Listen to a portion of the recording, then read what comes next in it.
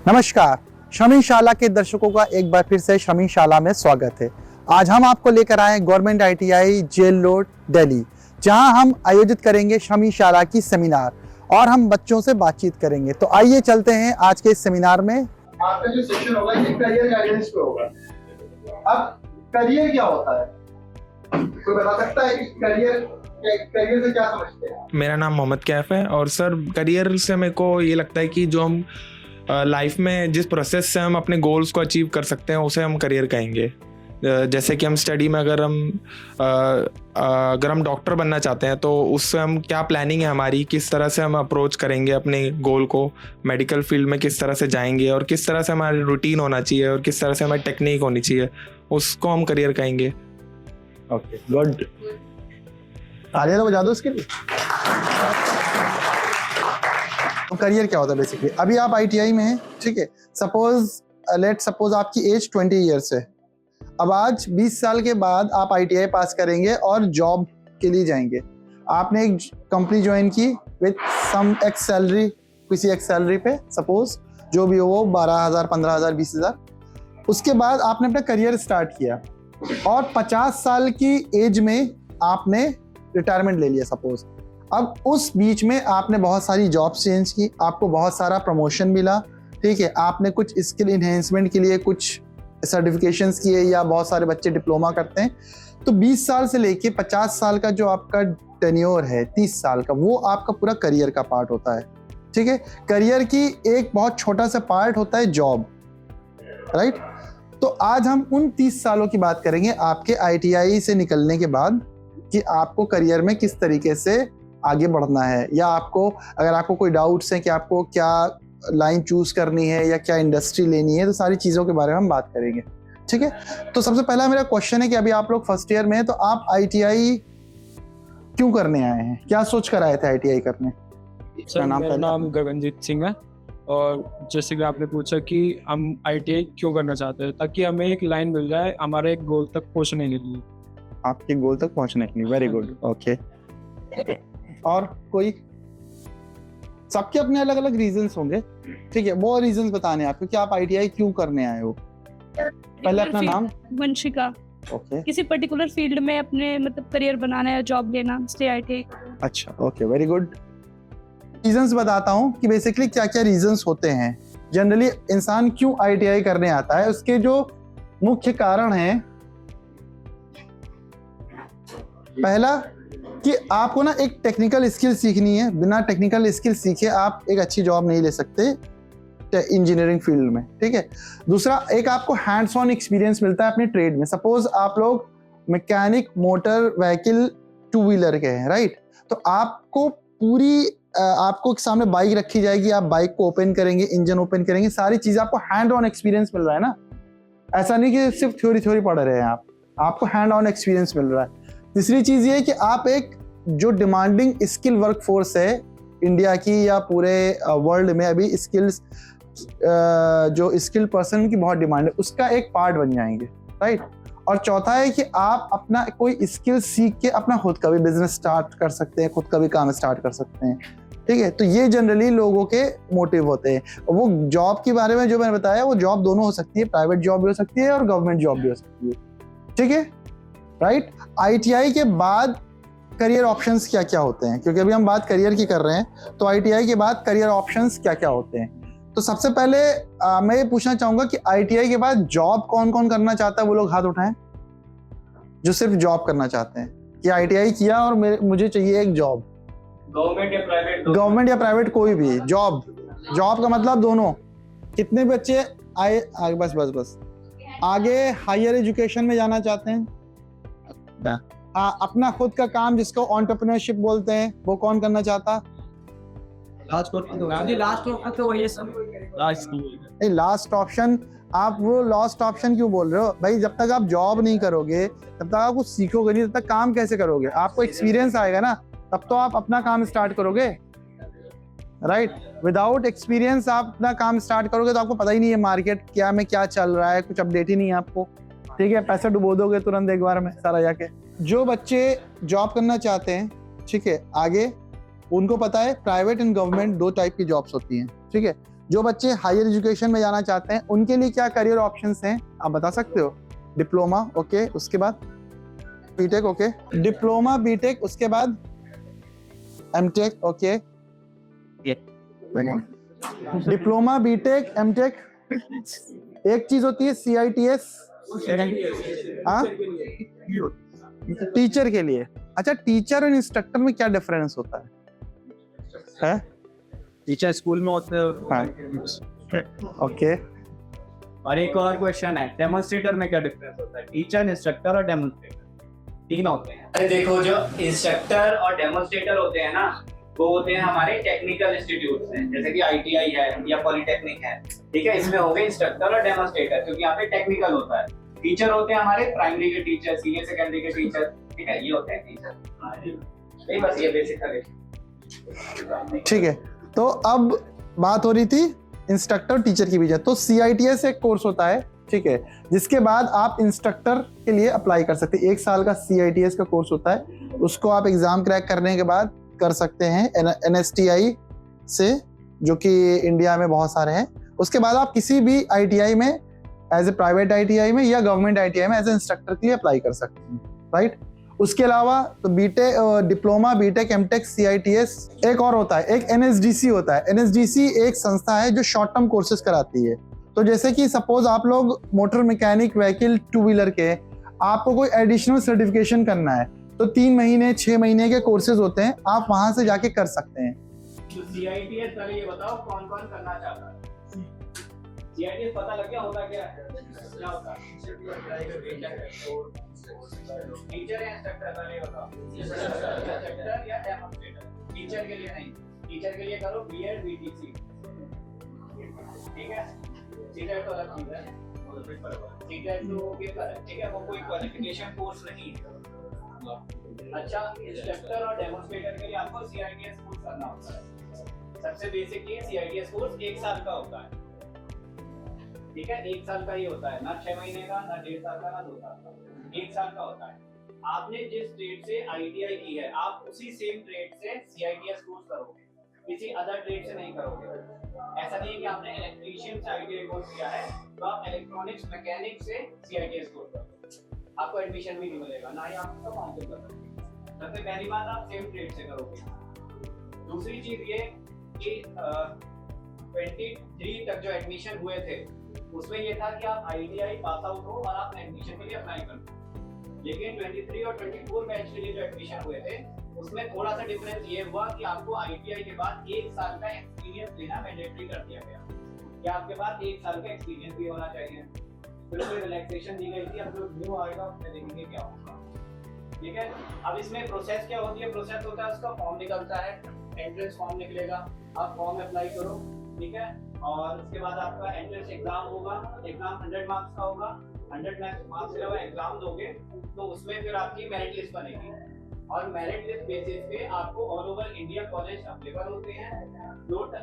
3 types के college होंगे उसमें, एक NSTI होगा, एक ITOT होगा और एक प्राइवेट कॉलेजेस होंगे। NSTI और ITOT गवर्नमेंट के हैं और जो प्राइवेट कॉलेज हैं वो तो प्राइवेट ही हैं, ठीक है। तो डिफरेंस ये रहता है, फीस का डिफरेंस रहता है। गवर्नमेंट कॉलेज में आप पूरा CITS कोर्स नियर बाय, अगर फीस की बात करूं तो 6 to 7,000 में आप 1 साल का कोर्स कंप्लीट करोगे। उसमें आपकी कॉलेज की फीस होगी, उसमें आपकी एग्जामिनेशन फीस भी होगी और उसमें आपके हॉस्टल की भी इंक्लूड होंगी, हॉस्टल की फीस भी इंक्लूड होगी 6 to 7,000। लेकिन प्राइवेट से कर रहे हो तो प्राइवेट टू प्राइवेट वेरी करेगा, हो सकता है 50,000 भी है, हो सकता है 30,000। एडमिशन मिलेगा आपको मेरिट बेसिस पे कि आपकी मेरिट कितनी आई है। फिर जो रिजर्वेशन होता है वो उसके बेसिस पे मेरिट अलग लगती है, सबके लिए अलग रहेगा, वो तो आपको पता ही होगा मेरिट बेसिस, ठीक है। रिजर्व कैटेगरी के लिए अलग और अनरिजर्व कैटेगरी के लिए अलग। जब आपकी मेरिट लिस्ट बन जाएगी फिर वहाँ पे आएगा आपका काउंसलिंग का, कि आप काउंसलिंग के लिए फिल करोगे कौन कौन से कॉलेज अवेलेबल है, आप उसमें प्रेफरेंस चूज करोगे और प्रेफरेंस और मेरिट के बेसिस पे आपको कॉलेज अलॉट हो जाएगा, ठीक है। CITS में जो हमारा कोर्स होता है उसमें एक बार एग्जाम होता है फाइनल ईयर का, उसमें आपको प्रैक्टिकल नॉलेज भी दी जाती है, थ्योरेटिकल नॉलेज भी दी जाती है और कैसे आपको पढ़ाना है, ठीक है, ट्रेनिंग मेथोडोलॉजी से कहते हैं, तो उसकी भी आपको नॉलेज दी जाती है। अब किसी की क्वेरी CITS के लिए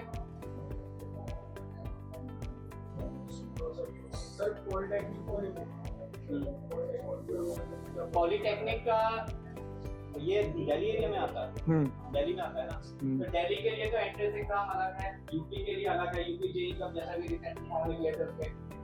और एडमिशन प्रोसेस सही भी रहता है, आपको एग्जाम देना होगा, आपकी मेरिट लिस्ट बनेगी और मेरिट लिस्ट के बेसिस पे आपने जो भी ब्रांच चूज करी है वो आपको अलॉट होगी। अगर आप 12th बेसिस पे या 10th बेसिस पे कर रहे हो, आईटीआई बेसिस पे थोड़ा सा रहता है कि अगर आप इलेक्ट्रिकल से हो तो आपको इलेक्ट्रिकल इंजीनियरिंग में जाना है। इलेक्ट्रिकल मींस चाहे आप इलेक्ट्रीशियन से पास आउट हो, चाहे आप इलेक्ट्रॉनिक मैकेनिक से पास आउट हो, चाहे आप आरएसी से पास आउट हो, तो आप इलेक्ट्रिकल इंजीनियरिंग में ही जाओगे। लेकिन उसकी अलग अलग ब्रांचेस हैं, उसमें फिर आपको फिक्स कर दिया जाए, ठीक है।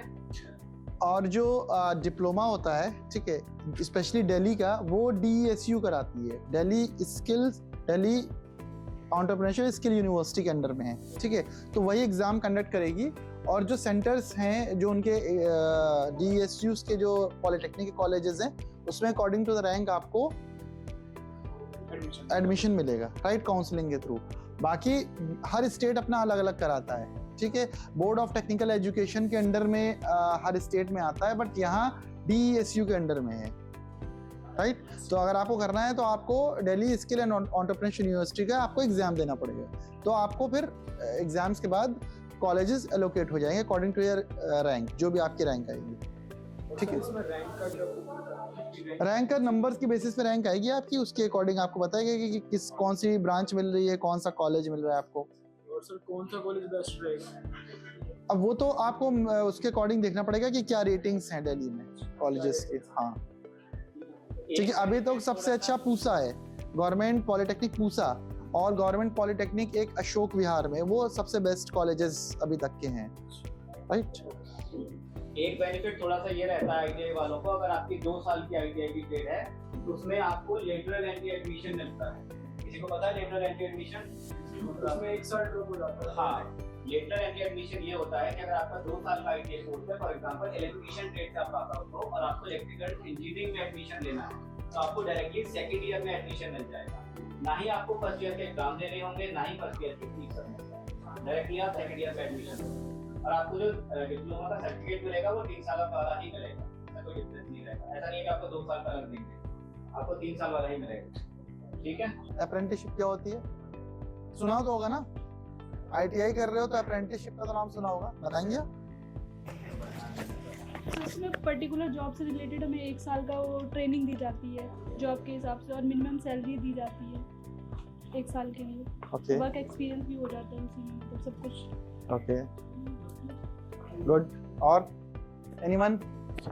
आईटीआई नाम पहले नाम। कार्तिक सर, जैसे कि हमारे आईटीआई ना 1 ईयर के है, और कुछ जो गवर्नमेंट जॉब के लिए ना 2 इयर्स की आईटीआई चाहिए होती है, और हमने 1 ईयर की करी है। तो सर अप्रेंटिसशिप उसमें ना 1 ईयर का सर्टिफिकेट डिक्लेयर कर दिया कि मतलब मिक्स हो सकता है, एक्सपीरियंस सर्टिफिकेट जैसे उसमें यूज हो सकता है 1 ईयर के इसका और 1 ईयर का उसका, तब जॉब लग सकती है। ओके, अप्रेंटिसशिप क्या होती है? अप्रेंटिसशिप होती है नैप्स के अंडर में। अब नैप्स क्या होता है? National apprenticeship promotion scheme. ये भारत सरकार की स्कीम है, जितनी भी इंडस्ट्रीज हैं वो इसी के अंडर में अप्रेंटिसशिप ऑफर करती हैं, समझे? तो अगर कहीं पे नैप्स का नाम आए तो आप ये समझ लीजिए कि अप्रेंटिसशिप की बात हो रही है, ठीक है। ये नैप्स भारत सरकार के अंडर में आती है, भारत सरकार की स्कीम है, गवर्नमेंट ऑफ इंडिया की। अप्रेंटिसशिप क्या होता है कि आपको जैसे यहाँ जो काम सिखाया जा रहा है वो सब कुछ तो नहीं सिखा सकते ना। इंडस्ट्री में कैसा सेटअप है उसका छोटा से एक डेमो होता है आईटीआई, ठीक है। एक आध मशीन लगी हुई होंगी, थोड़ा थोड़ा आपको सिखाया जाएगा, बट पूरा सीखने के लिए आपको इंडस्ट्री में जाना पड़ेगा। अब इंडस्ट्री में आप डायरेक्टली ऐसे जा नहीं सकते बिना काम सीखे। तो अप्रेंटिसशिप में क्या होता है कि आपको 1 साल काम सिखाया जाता है, ठीक है। आपको ट्रेन किया जाता है, ट्रेंड करने के, आपको काम सिखाने के पैसे मिलते हैं, जिसको बोलते हैं स्टाइपेंड, ठीक है। जो आप बोल रहे थे जेब खर्ची खाने पीने के, उसको स्टाइपेंड बोलते हैं, हाँ, ठीक है। तो स्टाइपेंड मिलता है। अब वो अप्रेंटिसशिप 1 साल की, जनरली 1 साल की होती है। कुछ कंपनीज 6 महीने की ऑफर करती है, कुछ कंपनीज 1 साल की, कुछ कंपनीज 2 साल की। वो डिपेंड है कि क्या है कंपनी का प्रोग्राम, कितने साल की अप्रेंटिसशिप के अंडर में ले रहे हैं। तो अब आपने 1 साल कंपनी में रहे, आपने उनसे काम सीखा, काम सीखने का आपको पैसे मिले। अभी आप यहाँ आईटीआई आए हो, स्किल सीखने के लिए आए हो ना, लेकिन आईटीआई को पैसे दे रहे हो ना, फीस दे रहे हो ना, तो काम सीखने के पैसे दे रहे हो ना, ले तो नहीं रहे हो ना, वहां आपको काम सीखने के पैसे मिलते हैं। तो आपको काम सिखाया जाएगा, आप काम करोगे, उसके आपको स्टाइपेंड मिलेगा, ठीक है। उसके बाद भारत सरकार से आपको नैप्स के अंडर में एक सर्टिफिकेट दिया जाएगा और आपकी स्किल भी बढ़ जाएगी। फिर में चाहे गवर्नमेंट में चाहे प्राइवेट में आप जॉब के लिए डायरेक्टली अप्लाई कर सकते हो कि मैंने 1 साल की अप्रेंटिसशिप की है, मैंने ये स्किल सेट पे काम किया है इस इंडस्ट्री में, अब हम जॉब के लिए रेडी हो चुके हैं पूरी तरीके से, क्योंकि हमने ITI में भी थ्योरी सीखी, थोड़ा प्रैक्टिकल सीखा और हमने अप्रेंटिसशिप के बाद हमें पूरी नॉलेज हो चुकी है। अब हम रेडी हैं, जॉब रेडी हो चुके हैं पूरी तरीके से, समझे। क्या क्या जॉब अवेलेबल है, चाहे वो प्राइवेट हो चाहे वो गवर्नमेंट हो, उसके लिए हमने एक ऐप बनाई हुई है। उस ऐप में सारी चीज़ें हैं, सरकारी जॉब, प्राइवेट जॉब, श्रमशाला का पूरा कंटेंट, ओके, प्लस कहाँ कहाँ वॉक-इन्स चल रहा है, क्या क्या हो रहा है ITI से रिलेटेड पूरे इंडिया में, सबकी नॉलेज आपको, कहाँ जॉब फेयर हो रहा है, कहाँ मेला लगा हुआ है, सारी चीज़ों की इंफॉर्मेशन आपको वहाँ पे मिलेगी उस ऐप पे। तो मैं अभी बता रहा हूँ, सारी चीज़ें बता रहा हूँ। तो उस ऐप पे अगर आप आएंगे तो आपको डेली क्या चल रहा है पूरे इंडिया में, पूरे भारत में, हर स्टेट में, हर सिटी में, उस सब की अपडेट्स, आप अपडेटेड रहोगे अपनी फील्ड से रिलेटेड, ठीक है। तो वो ऐप को आपको रजिस्ट्रेशन करना है, अभी मैं आपको बताऊंगा कैसे रजिस्ट्रेशन करना है, आपको उसका एक्सेस मिल जाएगा। फिर आप उसमें देखिएगा कि किस तरीके से आप उसको यूज कर सकते हो पूरे टेन्योर में, और जब आप ITI पास आउट होने वाले होगे तो उस टाइम पे आपको यूजफुल होगी जॉब में। पहले तो आप यूज करोगे नॉलेज पर्पस से, फिर जब आप ITI पास करने वाले होगे तो आप उसको एज ए यूज करोगे एज ए जॉब हंटिंग के रोल में, राइट। तो अब आप ये QR से स्कैन करके अपने फ़ोन में इस ऐप को रजिस्ट्रेशन करें अपने मोबाइल नंबर से। देन बेसिक कुछ डिटेल्स पूछेंगे। ये वेब ऐप है, ठीक है, ये लैपटॉप पे भी चलेगी, डेस्कटॉप पे भी चलेगी और मोबाइल में भी चलेगी। स्कैन कर लो, हाँ, वहाँ से ऐप डाउनलोड का ऑप्शन आएगा, ऐप भी आ जाएगी आपके फ़ोन में। जो भी हमने बताया वो आप सभी को मुझे उम्मीद है कि समझ आ गया होगा।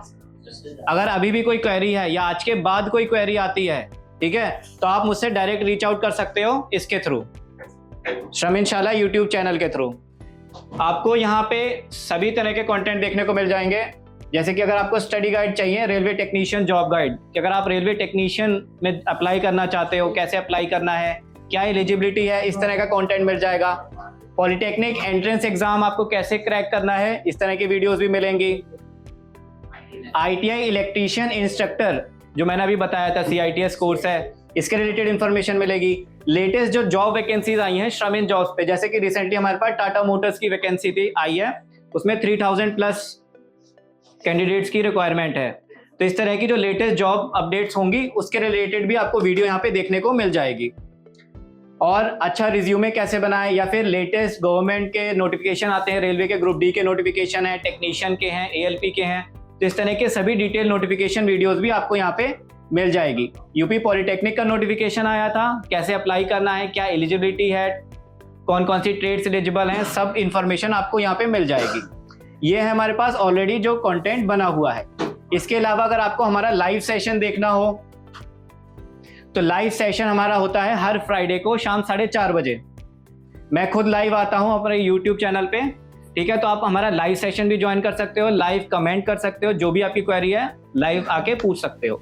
टाइमिंग कभी कभी चेंज हो जाती है शेड्यूल की वजह से, कि 4:30 बजे अगर हम फ्री हैं, मोस्टली 4:30 बजे होती है, लेकिन इनकेस अगर हमारी कोई मीटिंग है या कुछ और कहीं बिजी है तो टाइम चेंज हो जाता है।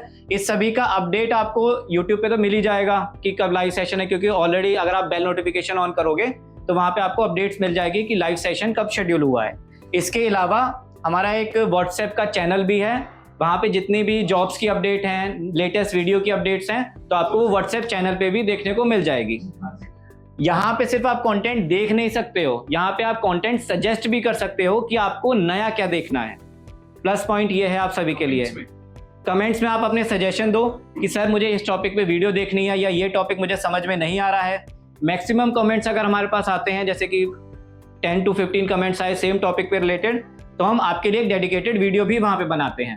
ऐसा नहीं है कि जो सिर्फ हमारे मन में हम वो बनाते हैं, आप जो देखना चाहते हैं हम वो भी यहाँ पे बनाते हैं, ठीक है। वाली बात तो श्रमिन जॉब्स और श्रमशाला की जितनी अपडेट्स है वो आपको यहाँ पे चैनल पे रेगुलर अपडेट मिलती रहेगी। श्रम इन जॉब ऐप पर आप जैसे लाखों युवा जॉब पा रहे हैं। आज ही श्रम इन जॉब ऐप पर जाएं और अप्लाई करें अपनी पसंदीदा जॉब के लिए बिल्कुल फ्री में।